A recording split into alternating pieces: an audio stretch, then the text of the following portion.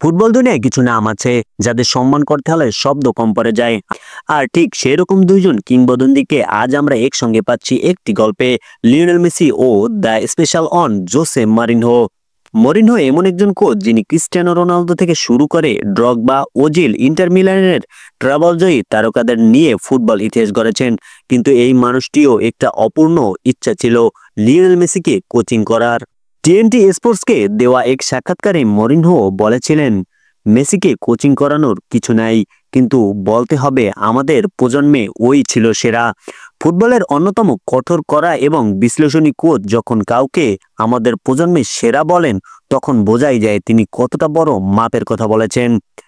Mourinho কখনোই মেসিকে coaching করাতে পারেনি। বার্সেলোনার রিয়াল মাদ্রিদের যুদ্ধে তিনি ছিলেন প্রতিপক্ষের ডাগআউটে, আর মেসি ছিলেন সেই যোদ্ধা যিনি প্রতিবার মরিনহোর রক্ষণের সামনে জাদু দেখিয়েছেন। কিন্তু মজার ব্যাপার কি, রোনালদোর কোচ মরিনহো নিজেই স্বীকার করেন যে মেসির মতো খেলোয়াড় দ্বিতীয়বার আসবে না। তার চোখে, তার অভিজ্ঞতায় এবং শতযুদ্ধের ইতিহাসে মেসি ছিলেন আলাদা, অনন্য, অপ্রতিরোধ্য। এটাই তো মেসির আসল শক্তি, যিনি প্রতিপক্ষের কোচকেও নিজের ভক্ত বানিয়ে ফেলেন। যার খেলায় প্রতিপক্ষ আনন্দ পায়, যাকে থামানো যায় না, শুধু উপভোগ করতে হয়। মরিনহো হয়তো কখনো মেসিকে কোচিং করাতে পারেননি, কিন্তু তিনি যেটা বলেছেন সেটাই সবকিছুর ব্যাখ্যা করে। আমাদের প্রজন্মের সেরা লিওনেল মেসি।